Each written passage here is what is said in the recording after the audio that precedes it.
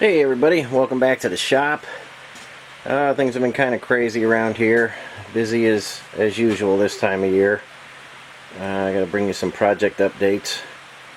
What you're looking at here is Joey's T90 Dana 18 transfer case. Emergency brake is finished. He was missing a lot of parts to the emergency brake. New old stock drum. Relined shoes, new springs, and everything's new in there that he needed. He did need just about everything in the transmission. Remember, his case was bad. I got another case. First gear, main shaft, second gear, synchro, input shaft, cluster gear, everything in there is brand new. And if you remember, his transfer case gears was completely messed up. So I got another good transfer case for him. Used the gears. We did the Timken bearing upgrade in there. This will be a very nice unit for his project. Just got to get the tower, the shift tower, cleaned up and put that on, and he is done. And over here on the bench I have Hal's transmission transfer case and overdrive installed. Same thing on emergency brake. Everything is new in there. Relined shoes, turned the drum. Same thing here. Timken bearing upgrade. I like to do that on all of them. We got the advanced adapters overdrive with their linkage. They do very nice linkage on their setup. This is a CJ2A. But at some point in its life it got switched over to an M38 style cap with the screw down spring and everything. I like this style better than the internal spring style. I think this is a better style.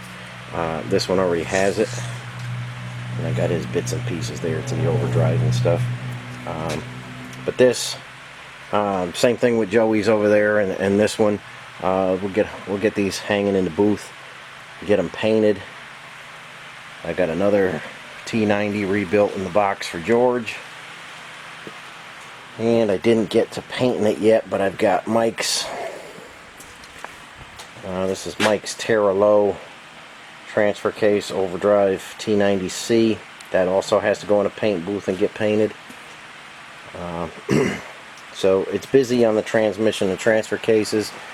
I've got another one here for Rob. We're just getting into this one. A lot of bad stuff in this one. Lots of metal floating around in there. Gears are kind of beat up. Transfer case does have some pitting. You see it right there in the intermediate gear. I'm going to try and polish that up and save it. Super grimy, and just about like how they all come in. They haven't had love in a long time, and things are heavily scored. Blocking rings are beat up. A lot going on with this one that's bad. This does have the adapter for a Chevrolet engine. I think he's got the I think he said he's got the 151 in there, but it's got the long input shaft there, and that'll all go back together once I get the new parts in. Transfer case is really growling in there, so we're going to do the Timken bearing upgrade on this one as well. And if you're thinking of doing a project, the Timken upgrade's a good way to go. Okay, moving on, we've got Hal's generator. We took that and made it a 12 volt unit. We've got a rebuilt starter. We had to put a new Bendix gear in that one. I have a 12 volt generator rebuilt for Joey's engine, and then I've got another 2-way starter and another 12 volt generator for a couple other guys, and I've got a few more out for some other projects, but we can take these guys, original 6 volts, and keep them looking the same, but put some 12 volt guts in there. There's a new old stock drum, like I put on Joey's transfer case because he was missing his. Some relined shoes on a backing plate. A lot of times guys send me in their backing plate and their shoes. I refresh them, sandblast, epoxy prime them, reline the shoes properly, and while I still have them, I've got new old stock drums for a little while longer at least. So like I say, if anybody needs their shoes relined or anything, I do provide that service if you need it. And we'll take a look around. I'll show you other stuff I've been busy on. Try and weave our way through the shop here. This time of year we're always busy with chickens and stuff. I can no longer show anything like that on YouTube. YouTube will give me another strike again if I show chicken processing or beef processing or anything, but that was last Saturday. We did 40 birds, and we've got this freezer full and another freezer in the house full. Can't show you any more than that because, like I say, YouTube is quite angry with me for showing people how to make their own food and stuff like that. So that's all I'm going to show. But I've been working on the trailer where we're going to process the beef, and I'll take you out there and show you what I've been up to. And again, I can't show too much of that, but I can show you what I'm working on in the trailer. Okay, we're outside here, and I've just got my Hobart mixer grinder sitting outside. I'm just topping off some oil and getting everything wired up and stuff just to make sure everything runs good. I've got a meat bandsaw under this tarp that I've got to get out and clean, and I had to get that out of the trailer. Let's head over here to the trailer. I'm doing some insulating and did the tile floor in here over the weekend. We did some grout. See what you could see in here with the light. Okay, so just about 41 feet of this has been tiled, and you can see we have our original floor here that's wooden. I put the cement board down, and then I got a whole bunch of tile at Lowe's. I don't know if it's seconds or what, but they were only 49 cents a piece. Ceramic tile. They are super hard.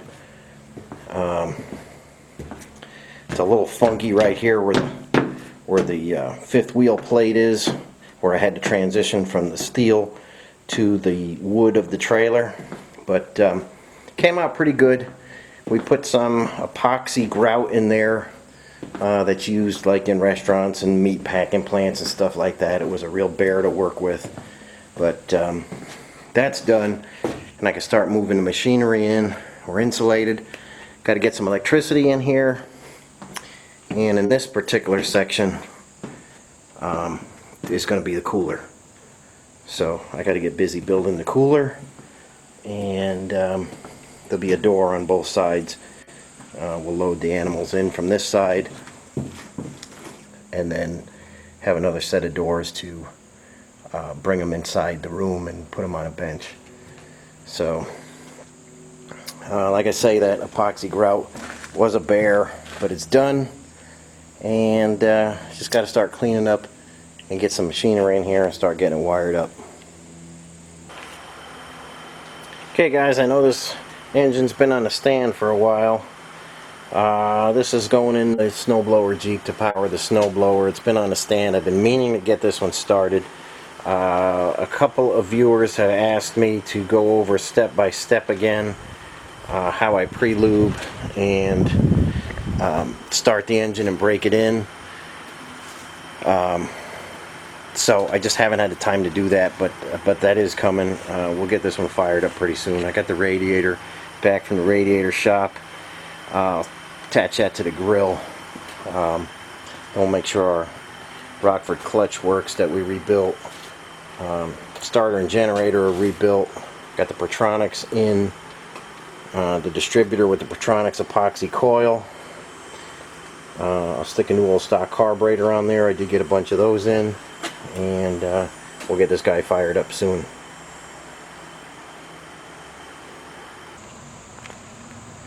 Okay guys, haven't shown you too much on the military pickup. I did change the oil, changed the fuel filter, inspected everything, checked all the fluids. It's running good, it's going nice, and I believe I have everything I need to get it registered now. I've got my VIN verification that Connecticut requires, an old registration that I had to get from Vermont, and insurance and everything. It's ready to rock. So hopefully, with the whole COVID stuff and everything, you got to make an appointment at motor vehicle now. So hopefully on Thursday I have an appointment and I have all my ducks in a row, and I will leave there with plates. So hopefully that's going to be the case, and this guy will be on the road, and that's hopefully Thursday morning. I have the first appointment of the day, so I'm hoping everything goes good. But I will let you know on that, and then we'll do some road testing on it, and I'll show you how things go with it. But it appears to be running good. Fuel filter, there was a little bit of junk that came out of it when I shook it out, but I think it's going to be a good truck. So more on that after Thursday. Hopefully there won't be any snags. Okay guys, not too much has happened with the J20. I tried to sell it, but I couldn't give it away. Nobody wanted it. Nobody appears to care for the J20s. I don't know why, but I think they're pretty cool. I was going to just throw it in a box and you know, just get to it some other point, but I think I'm going to get the wheels on it. I think I'll get this hitch finished up, maybe get the gas tank in there. I'm not going to hear anything about the transmission. If you've been following along, you know I had some bad times with Monster Transmission. They completely screwed up my transmission and gave me the wrong torque converter. I don't know if the transmission's any good. They will not return any of the money that they swindled me out of. Stuff that they actually owe me, from the cost of a new transmission to the cost of a rebuild. They just basically forgot about that. They're a horrible, horrible company to deal with. And I won't know anything from my bank until the beginning of October. But in the meantime, I'm going to get the wheels on it so I could get it picked up with the rollback truck and get it out of here. It's kind of in the way of the paint booth. I got to get Matt's body, the finish painted and then out of there, and I want to be able to get the rollback truck in there, and it's too tight with the J20 here. So I'll at least get it rolling next, and see where that goes. But like I say, I thought somebody'd be interested in taking over the project, but not a lot of guys doing stuff out there anymore. So here it sits, and I got some renewed interest, and I'll get back on that and show you how it goes. And here is a 258 build that's going on. I'm starting to collect pieces that I need. We've got our Silverlight pistons for it. We've got our Chevy valves. I've got a lot of head work to do on this one, and I just recently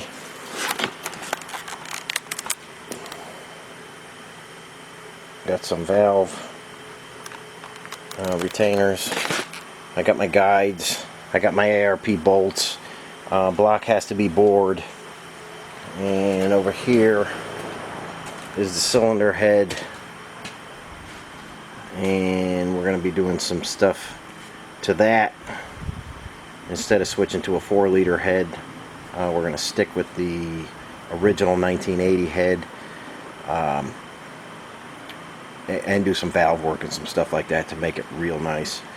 But still haven't done too much on that because I don't have a crank for it.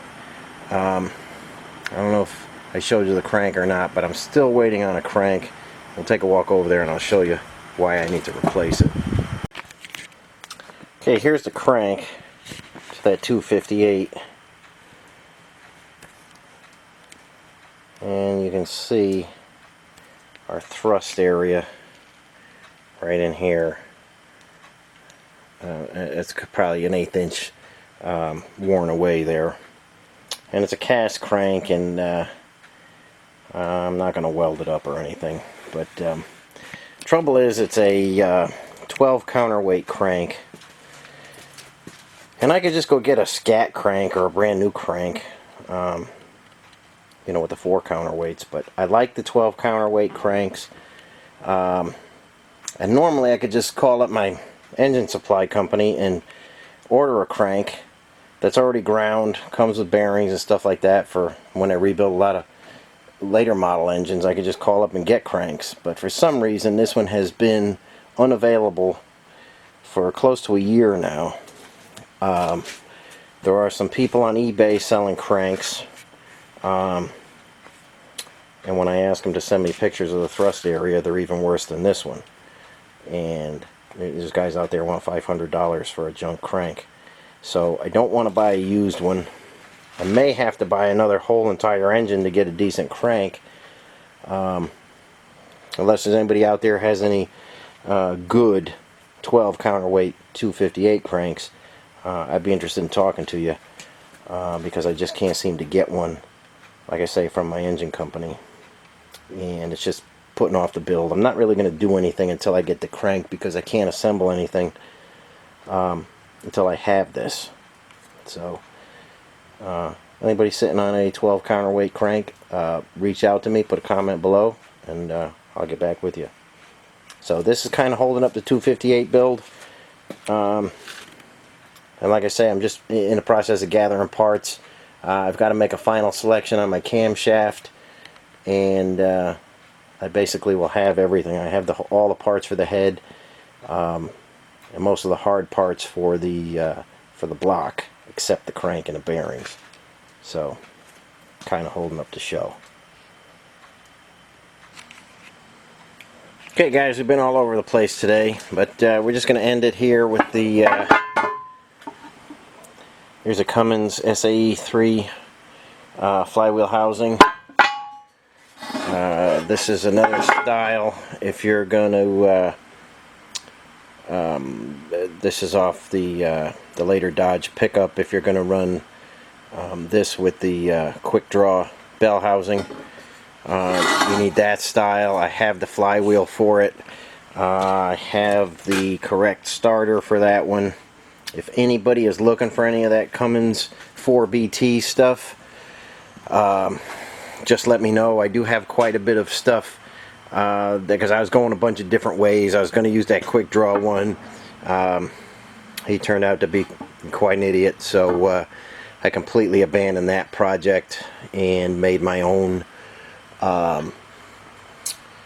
flywheel housing. You guys may have followed that one or not, I don't know, but I made my own. I don't need that anymore. I have the correct GM flywheel that will fit with this, if you want to go that route. If I adapted to a SM465, if anybody's doing that, I do have the couple different flywheel housings. This is a brand new one. I just use this one for dimensions and stuff. It's never been used, and it worked out good for when I was making my own. So anybody needs that stuff, just let me know. You don't have to pay crazy prices. It's just going cheap. Like I say, I do have the flywheel for this guy. Never been used. So just let me know if anybody needs that kind of stuff. Okay, we're going to end it here. I think we covered everybody's projects. Things are moving along on everybody's stuff, so there'll be more videos coming out soon. I'm trying to catch up on everything, and we're just going to end this one here. Thanks for watching, and catch you on the next one.